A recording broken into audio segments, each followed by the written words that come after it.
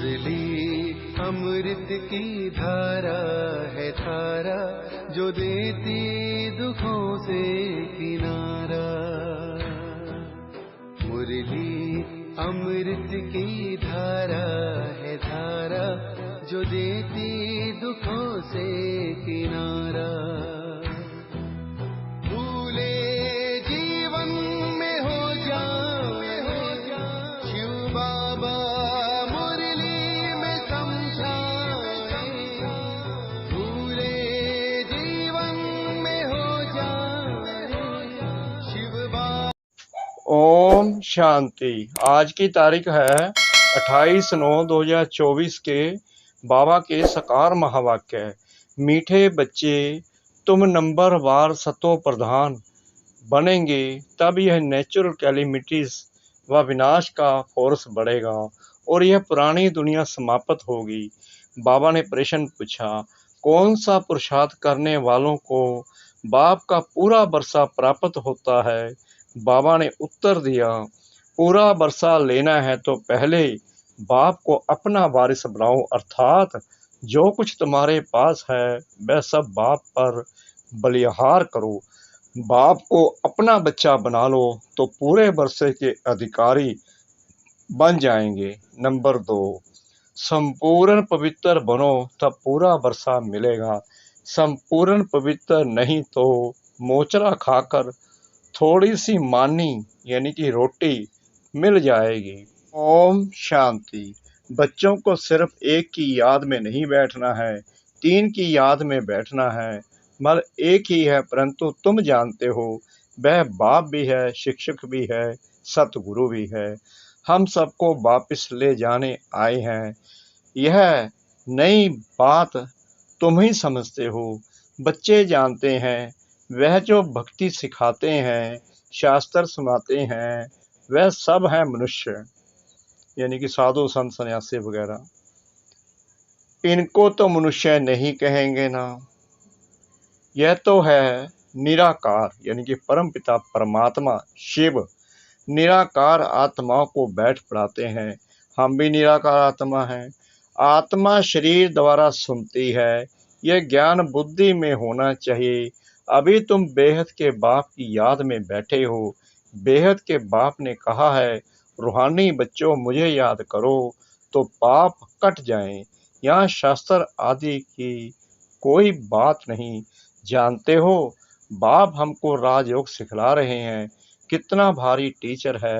ऊंच ते ऊंच तो पद भी ऊंच से ऊंच प्राप्त कराते हैं। जब तुम सतो प्रधान बन जाएंगे नंबर वार प्रसाद अनुसार, तब फिर लड़ाई होगी, नेचुरल कैलेमिटीज भी होगी। याद भी जरूर करना है, बुद्धि में सारा ज्ञान भी होना चाहिए। सिर्फ एक ही बार पुरुषोत्तम संगम युग पर बाप आकर समझाते हैं नई दुनिया के लिए। छोटे बच्चे भी बाप को याद करते हैं। तुम तो समझदार हो, जानते हो बाप को याद करने से विक्रम विनाश होंगे और बाप से ऊंच पद पाएंगे। यह भी जानते हो, इन लक्ष्मी नारायण ने नई दुनिया में जो पद पाया है वह शिव बाबा से ही पाया है। यह लक्ष्मी नारायण ही फिर 84 का चक्कर लगाकर अभी ब्रह्मा सरस्वती बने हैं। यहीं फिर लक्ष्मी नारायण बनेंगे। अभी पुरुषार्थ कर रहे हैं। सृष्टि के आदि मध्य अंत का तुमको ज्ञान है। अब तुम अंधश्रद्धा से देवताओं के आगे माथा नहीं झुकाएंगे। देवताओं के आगे मनुष्य जाकर अपने को पतित सिद्ध करते हैं। कहते हैं आप सर्वगुण संपन्न हो, हम पापी भिखारी हैं, कोई गुण नहीं है। तुम जिनकी महिमा गाते थे अभी तुम स्वयं बन रहे हो। बाबा ने हमें कहा है, क्योंकि हम ही पूज्य से अब हम ही पुजारी बने हुए हैं। कहते हैं बाबा ये शास्त्र आदि कब से पढ़ना शुरू हुआ है? बाप कहते हैं जब से रावण राज्य शुरू हुआ है। ये सब है भक्ति की सामग्री। तुम जब यहाँ बैठते हो तो बुद्धि में सारा ज्ञान धारण होना चाहिए। ये संस्कार आत्मा ले जाएगी। भक्ति के संस्कार नहीं जाने हैं। भक्ति के संस्कार वाले पुरानी दुनिया में मनुष्य के पास ही जन्म लेंगे। यह भी जरूर है तुम्हारी बुद्धि में यह ज्ञान का चक्कर चलना चाहिए। साथ साथ बाबा को भी याद करना है। बाबा हमारा बाप भी है। बाप को याद किया तो विक्रम विनाश होंगे। बाबा हमारा टीचर भी है तो पढ़ाई बुद्धि में आएगी। और सृष्टि चक्र का ज्ञान बुद्धि में है जिससे तुम चक्रवर्ती राजा बनेंगे। याद की यात्रा चल रही है। ओम शांति। भक्ति और ज्ञान बाप को कहा जाता है ज्ञान का सागर। उनको भक्ति का सारा मालूम है। भक्ति कब शुरू हुई, कब पूरी होगी, मनुष्यों को यह पता नहीं। बाप ही आकर समझाते हैं। सतयुग में तुम देवी देवता विश्व के मालिक थे। वहाँ भक्ति का नाम नहीं, एक भी मंदिर नहीं था। सब देवी देवता ही थे। पीछे जब आदि दुनिया पुरानी होती है, यानी 2500 वर्ष पूरे होते हैं, अथवा त्रेता और द्वापर का संगम होता है, तब रावण आता है। संगम तो जरूर चाहिए। त्रेता और द्वापर के संगम पर रावण आते हैं, जबकि देवी देवता वाम मार्ग में गिरते हैं। यह सिवाय तुम्हारे कोई नहीं जानते। बाप भी आते हैं कलयुग अंत और सतयुग आदि के संगम पर, और रावण आता है त्रेता और द्वापर के संगम पर। अब उस संगम को कल्याणकारी नहीं कहेंगे, उनको तो अकल्याणकारी ही कहेंगे। बाप का ही नाम कल्याणकारी है। द्वापर से अकल्याणकारी युग शुरू होता है। बाप तो है चैतन्य बीज रूप। उनको सारे झाड़ की नॉलेज है। वह बीज भी अगर चैतन्य हो तो समझावे। मेरे से यह झाड़ ऐसे निकलता है, परंतु जड़ होने कारण बता नहीं सकता। हम समझ सकते हैं कि बीज डालने से पहले झाड़ छोटा सा निकलता है, फिर बड़ा हो फल देना शुरू करता है, परंतु चैतन्य ही सब कुछ बता सकते हैं। दुनिया में तो आजकल मनुष्य क्या क्या करते रहते हैं, इन्वेंशन निकालते रहते हैं, चंद्रमा में जाने की कोशिश करते हैं। ये सब बातें अभी तुम सुन रहे हो। चंद्रमा तरफ कितना ऊंचा लाखों माइल्स तक चले जाते हैं जांच करने के लिए कि देखें चंद्रमा क्या चीज है। समुद्र में कितना दूर तक जाते हैं, जांच करते हैं, परंतु अंत पा नहीं सकते। पानी ही पानी है। एरोप्लेन में ऊपर जाते हैं, उन्हों को पेट्रोल इतना डालना है जो फिर वापस भी आ सके। आकाश बेहद है ना, सागर भी बेहद है। ऐसे यह बेहद का ज्ञान सागर है। वह है पानी का बेहद का सागर। आकाश तत्व भी बेहद है, धरती भी बेहद है। चलते जाओ, सागर के नीचे फिर धरती है। पहाड़ी किस पर खड़ी है? धरती पर। फिर धरती को खोदते हैं तो पहाड़ निकल आता है। इसके नीचे फिर पानी भी निकल आता है। सागर भी धरनी पर है। उसका कोई अंत नहीं पा सकते हैं कि कहाँ तक पानी है, कहाँ तक धरती है। परम पिता परमात्मा जो बेहद का बाप है, उनके लिए बेअंत नहीं कहेंगे। मनुष्य बल कहते हैं ईश्वर बेअंत है, माया भी बेअंत है, परंतु तुम समझते हो ईश्वर तो बेअंत हो ही नहीं सकता। बाकी यह आकाश बेअंत है। ये 5 तत्व हैं, आकाश वायु, ये 5 तत्व तमो प्रधान बन जाते हैं। आत्मा भी तमो प्रधान बनती है, फिर बाप आकर सतो प्रधान बनाते हैं। कितनी छोटी आत्मा है, 84 जन्म भोगती है। यह चक्कर फिरता ही रहता है। यह अनादि नाटक है, इनका अंत नहीं होता। यह परंपरा से चला आता है। कब से शुरू हुआ यह कहे तो फिर अंत भी हो। बाकी यह बात समझानी है, कब से नई दुनिया शुरू होती है, फिर पुरानी होती है। यह 5000 वर्ष का चक्कर है जो फिरता ही रहता है। अभी तुम जानते हो, बाकी उन्होंने तो गपोड़ा लगा दिया है। शास्त्रों में लिखा है कि सत्युग की आयु इतने लाखों वर्ष है, तो मनुष्य सुनते सुनते उनको ही सच समझ लेते हैं। यह पता नहीं पड़ता भगवान कब आकर अपना परिचय देंगे। ना जानने के कारण कह देते हैं कलयुग की आयु 40,000 वर्ष अभी पड़ी है। अभी भी कई लोग कह देते हैं कि कलयुग की आयु तो अभी 40,000 वर्ष और पड़ी है। जब तक तुम ना समझाओ, अभी तुम निमित्त हो समझाने के लिए कि कल्प 5 वर्ष का है, ना कि लाखों वर्ष का है। भक्ति मार्ग की कितनी सामग्री है। मनुष्यों को पैसा होता है तो फिर खर्चा करते हैं। बाप कहते हैं मैं तुमको कितने पैसे देकर जाता हूँ, बेहद का बाप तो जरूर बेहद का बरसा देंगे। इससे सुख भी मिलता है, आयु भी बड़ी होती है। बाप बच्चों को कहते हैं मेरे लाडले बच्चों आयुष्मान भव। वहां तुम्हारी आयु 150 वर्ष रहती है, कभी काल नहीं खा सकता है। बाप वर देते हैं, तुमको आयुष्मान बनाते हैं, तुम अमर बनेंगे। वहां कभी अकाले मृत्यु नहीं होगी, वहां तुम बहुत सुखी रहते हो, इसलिए कहा जाता है सुखधाम। आयु भी बड़ी होती, धन भी बहुत मिलता है, सुखी भी बहुत रहते हो, कंगाल से सिरताज बन जाते हो। तुम्हारी बुद्धि में है। बाप आते हैं देवी देवता धर्म की स्थापना करने। वह तो जरूर छोटा झाड़ होगा, वहाँ है ही एक धर्म, एक राज्य, एक भाषा। उसको ही कहा जाता है विषम में शांति। सारे विषम में हम ही पाटधारी हैं, यह दुनिया नहीं जानती। अगर जानती हो तो बताए, कब से हम पाठ बजाते आए हैं। अभी तुम बच्चों को बाप समझा रहे हैं। गीत में भी है ना, बाबा से जो मिलता है सो और कोई से नहीं मिलता। सारी पृथ्वी आसमान, सारी विश्व की राजधानी दे देते हैं।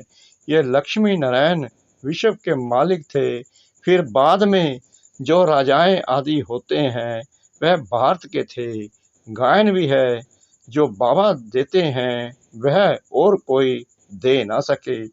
बाप ही आकर प्राप्ति कराते हैं। तो ये सारा ज्ञान बुद्धि में रहना चाहिए, जो कोई को भी समझा सको। इतना समझने का है, अब समझा कौन सकते हैं जो बंधन मुक्त हो। बाबा के पास जब कोई आते हैं तो बाबा पूछते हैं कितने बच्चे हैं, तो कहते 5 बच्चे अपने हैं और छठा बच्चा शिव बाबा है। तो जरूर सबसे बड़ा बच्चा ठहरा ना, शिव बाबा के बन गए तो फिर शिव बाबा अपना बच्चा बनाए, विश्व का मालिक बना देते हैं, बच्चे वारिस हो जाते हैं। यह लक्ष्मी नारायण शिव बाबा के पूरे वारिस हैं। आगे जन्म में शिव बाबा को सब कुछ दे दिया तो वर्षा जरूर बच्चों को मिलना चाहिए। बाबा ने कहा मुझे वारिस बनाओ, फिर दूसरा कोई नहीं कहते। बाबा यह सब कुछ आपका है, आपका फिर हमारा है। आप हमको सारे विश्व की बादशाही का बरसात देते हो, क्योंकि तुमको जो कुछ था वह दे दिया। ड्रामा में नूर है ना, अर्जुन को विनाश भी दिखाया तो चतुर्भुज भी दिखाया। अर्जुन कोई और तो नहीं है, इनको साक्षात्कार हुआ, देखा राजाई मिलती है तो क्यों ना शिव बाबा को वारिस बनाऊं।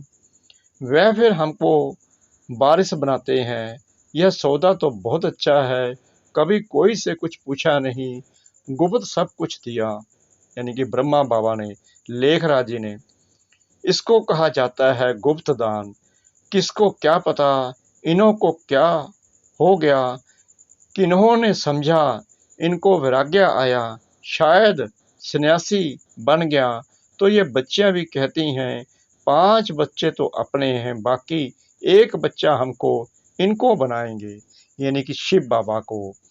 इसने भी सब कुछ बाबा के आगे रख दिया, जिससे बहुतों की सर्विस हो। बाबा को देख सबको ख्याल आया, सब घर बार छोड़ भाग आए। वहां से ही हगामा शुरू हुआ। घर बार छोड़ने की उन्होंने हिम्मत दिखाई। शास्त्रों में भी लिखा है भट्टी बनी थी, क्योंकि उनको एकांत जरूर चाहिए, सिवाय बाप के और कोई याद ना रहे, मित्र संबंधियों आदि की भी याद ना रहे। क्योंकि आत्मा जो पतित बनी है उनको पावन जरूर बनाना है। बाप कहते हैं गृहस्थ व्यवहार में रहते पवित्र बनो, इस पर ही मुसीबत आती है। कहते थे यह स्त्री पुरुष के बीच में झगड़ा डालने वाला ज्ञान है, क्योंकि एक पवित्र बने दूसरा ना बने तो मारा मारी चल पड़े।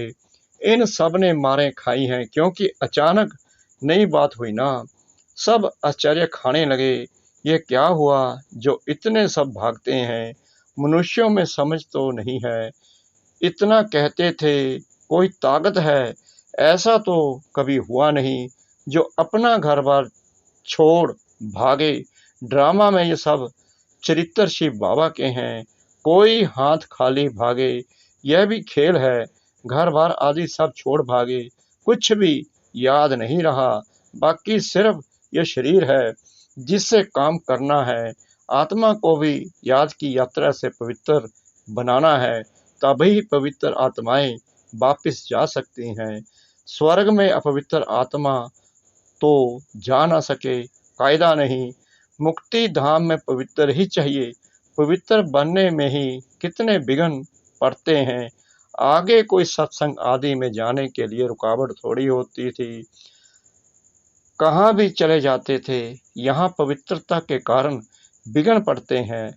यह तो समझते हैं पवित्र बनने बिगड़ वापस घर जा न सके, धर्मराज द्वारा सजाएं खाने पड़ेंगे, फिर थोड़ी मानी मिलेगी, यानी कि रोटी।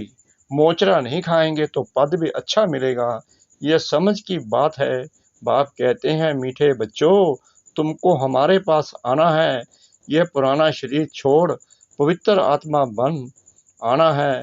फिर जब 5 तत्व सतो प्रधान नए हो जाएंगे तब तुमको शरीर नए सतो प्रधान मिलेंगे, सारे उथल पाथल हो नए बन जाएंगे। जैसे बाबा इनमें आकर बैठते हैं वैसे आत्मा बिगड़ कोई तकलीफ गर्भ महल में जाकर बैठेगी। फिर जब समय होता है तो बाहर आ जाती है, तो जैसे बिजली चमक जाती है, क्योंकि आत्मा पवित्र है। यह सब ड्रामा में नूंद है। अच्छा मीठे मीठे सिकला दे बच्चों प्रति माता पिता बाप दादा का याद प्यार और गुड मॉर्निंग। रूहानी बाप की रूहानी बच्चों को नमस्ते। हम रूहानी बच्चों की रूहानी बाप दादा को श्रद्धा भरी प्रेम भरी नमस्ते। शुक्रिया बाबा, शुक्रिया बाबा, शुक्रिया बाबा, इस मीठी मीठी मीठी मुरली के लिए। धारणा के लिए मुख्य सार। नंबर 1, आत्मा को पावन बनाने के लिए एकांत की भट्टी में रहना है, एक बाप के सिवाय दूसरा कोई भी मित्र संबंधी याद न आए। नंबर 2, बुद्धि में सारा ज्ञान रख बंधन मुक्त बन, दूसरों की सर्विस करनी है, बाप से सच्चा सौदा करना है। जैसे बाप ने सब कुछ गुप्त किया, ऐसे गुप्त दान करना है। वरदान सतगुरु परमपिता परमात्मा जी का। माया के विकराल रूप के खेल को साक्षी होकर देखने वाले माया जीत भव, माया को वेलकम करने वाले उसके विकराल रूप को देखकर घबराते नहीं। साक्षी होकर खेल देखने से मजा आता है, क्योंकि माया का बाहर से शेर का रूप है, लेकिन उसमें ताकत बिल्ली जितनी भी नहीं है।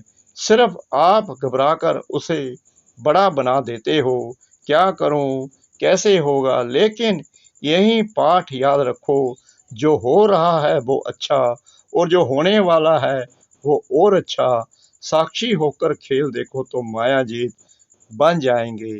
स्लोगन, जो सहनशील हैं वे किसी के भाव स्वभाव में जलते नहीं, व्यर्थ बातों को एक कान से सुन दूसरे से निकाल देते हैं। जो सहनशील हैं वह किसी के भाव स्वभाव में जलते नहीं, व्यर्थ बातों को एक कान से सुन दूसरे से निकाल देते हैं। ओम शांति।